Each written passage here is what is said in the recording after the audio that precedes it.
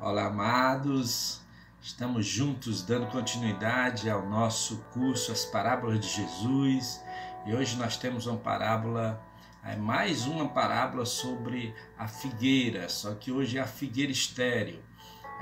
Nossa aula hoje é a 40ª aula, Estamos caminhando para a reta final e eu quero dizer para você que não é inscrito no canal, se inscreva no canal. Deixe o seu joinha, aperte o sininho para você receber as notificações, tá? Comente as aulas. Eu gostaria muito de trocar ideias com você que está participando. E também não deixe de acompanhar essa aula até o final. Nós temos muitos assuntos interessantes sobre essa parábola e ao final nós temos lições valiosas para as nossas vidas, ok?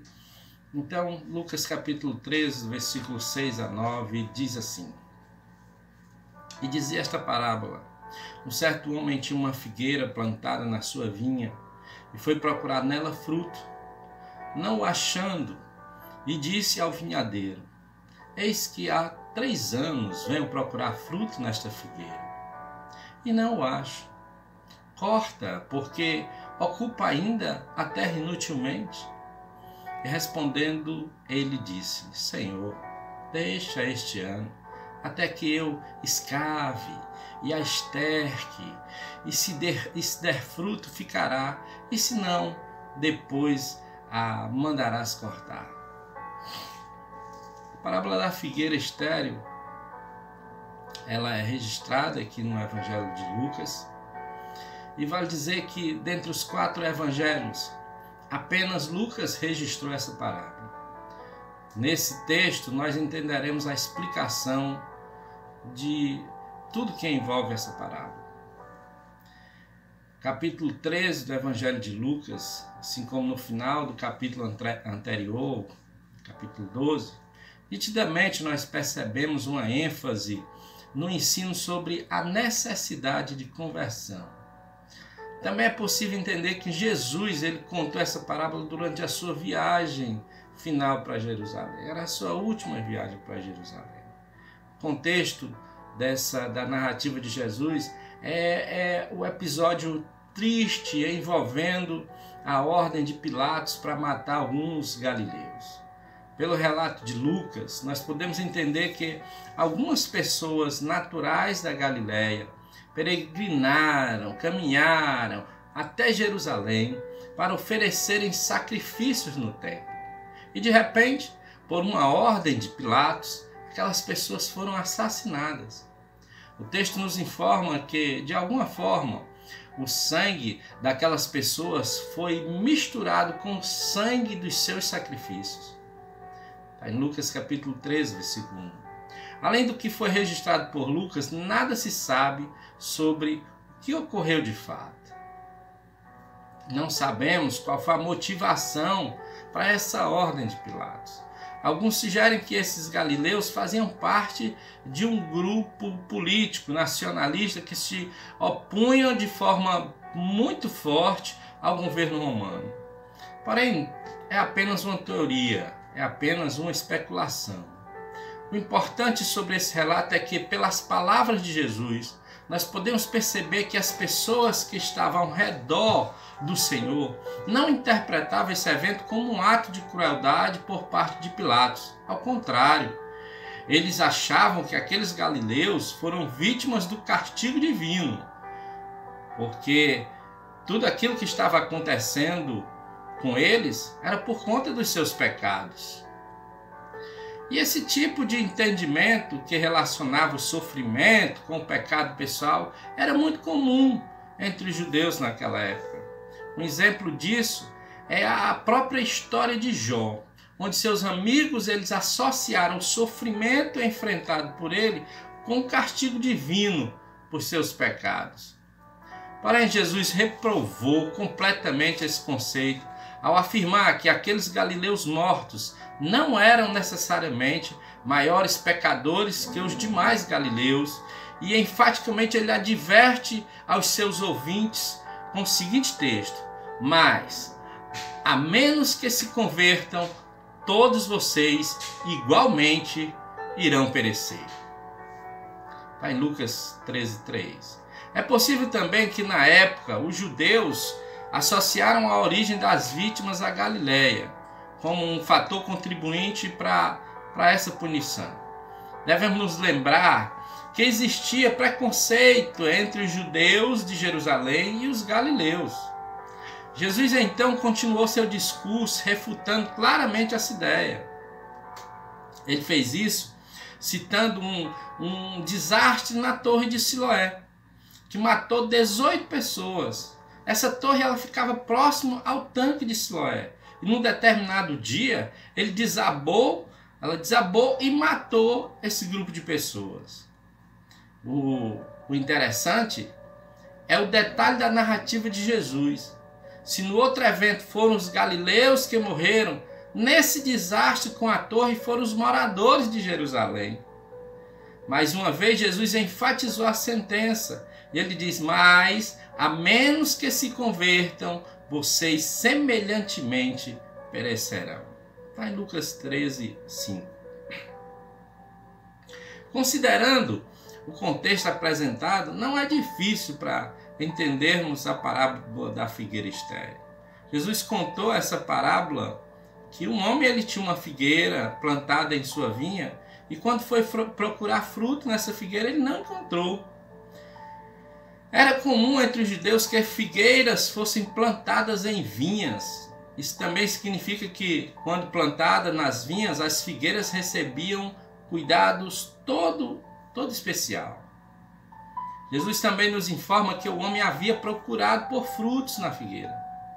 E ele procurou durante 3 anos e nada tinha encontrado.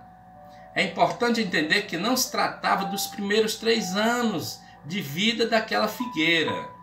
Vale lembrar de que na lei de Moisés havia uma condição de que apenas a partir do 5º ano os frutos de uma árvore poderiam ser consumidos.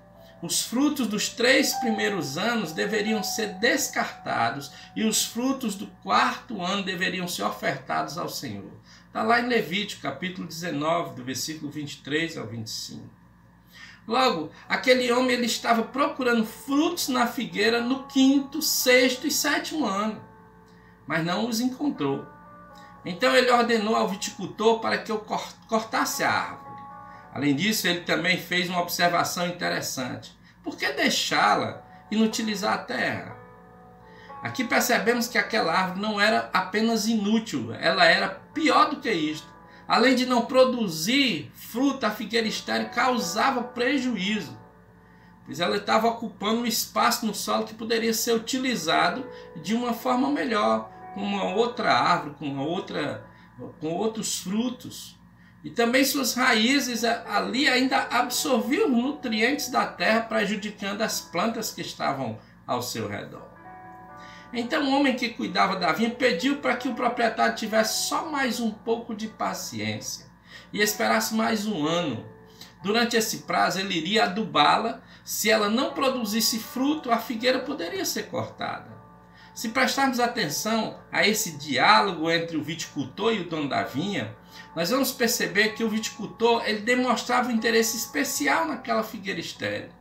Ele não só pediu para que ela não fosse cortada, como também se comprometeu a fazer tudo o que tivesse ao seu alcance para que a árvore pudesse produzir frutos. A parábola termina e nada é dito se a figueira finalmente produziu fruto ou se foi cortada. Claro que isso foi intencional. Ou seja, com isso Jesus propôs que cada um analisasse a sua própria vida. Se somos como uma figueira estéril ou se somos como árvores frutíferas. Percebe-se que quando a videira, tanto a videira quanto a figueira, tinham um papel muito importante para os judeus, de modo que no Antigo Testamento, várias vezes a prosperidade de Israel ou a sua reprovação foi indicada com referências a essas árvores. Assim nós podemos entender que a figueira plantada em uma vinha é uma figueira da posição privilegiada que Israel desfrutou na antiga dispensação. No entanto, esse privilégio também trouxe muita responsabilidade. E sabemos que Israel, como nação, não correspondeu a esse privilégio e não se voltou para o Senhor. Deixou passar. A falta de figos na figueira simboliza a reprovação de Deus e o seu juízo próximo, muito eminente. Se não produzisse fruto, a figueira seria cortada. O significado central dessa parábola não se resume apenas a Israel, mas a todos que ouvem e leem as palavras de Jesus. Essa parábola nos mostra a verdade de que se um simples homem se importou com a figueira estéril de tal modo que se comprometeu a trabalhar nela por mais um ano, mas ainda Deus se importa com o homem que se mostrar bondoso e paciente. Porém, a sua paciência tem limite. A paciência de Deus tem limite. E que lições nós podemos tirar para a nossa vida? Primeira lição é que o dia do juízo virá, querido. Aqui aprendemos que Deus é misericordioso, mas chegará o tempo em que o dia do juízo vai vir. Hoje os homens estão vivendo um tempo de oportunidade, mas chegará o momento em que a oportunidade de salvação será tirada. A figueira estéril será cortada e se perderá para sempre. A segunda lição é que a parábola da figueira estéril ensina que a paciência de Deus resulta em um julgamento ao pecador que não se arrepende. Esse é o mesmo ensino expresso na Epístola de Hebreus, quando o seu autor escreveu que se toda transgressão e desobediência recebeu justa retribuição, como escaparemos nós se negligenciarmos tão grande salvação? Quando meditamos na parábola da figueira, podemos facilmente nos lembrar das palavras do profeta Isaías. Ele diz: buscai ao Senhor enquanto se pode achar, invocai-o enquanto está perto, deixe o ímpio o seu caminho e o homem maligno os seus pensamentos, e se converta ao Senhor, que se compadecerá dele.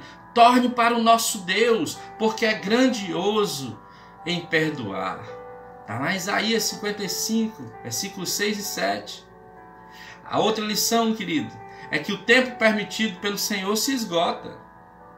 Quando o tempo permitido pelo Senhor para que o homem se arrependa tivesse esgotado, então ninguém poderá escapar do juízo de Deus. Essa parábola, sem dúvida, ela enfatiza a minha e a sua responsabilidade como homem. Deus é soberano e a Bíblia ensina claramente a doutrina da justificação pela graça, que é mediante a fé. Mas isso não anula a responsabilidade do homem. O homem depravado, corrompido pelo pecado, não poderá culpar Deus pela sua negligência, de maneira nenhuma. No dia do juízo, ninguém poderá reclamar da paciência e da misericórdia do Senhor, nem mesmo questionar a sua justiça. Pense nisso, querido. E eu quero agradecer a sua participação aqui e dizer para você que Jesus te ama. Dizer para você que você é mais do que vencedor. Dizer para você que o sangue de Jesus, ele nos purifica de todo pecado. Nos ajude, querido. Se inscreva no canal se você não é inscrito. Curta, tá? Aperte o sininho para receber as notificações das outras aulas. Faça o seu comentário, tá? Multiplique essa palavra. Nos ajude a fazer o ID de Jesus. Deus abençoe a sua vida. Deus abençoe a sua casa e a sua família, em nome de Jesus. Deus o abençoe.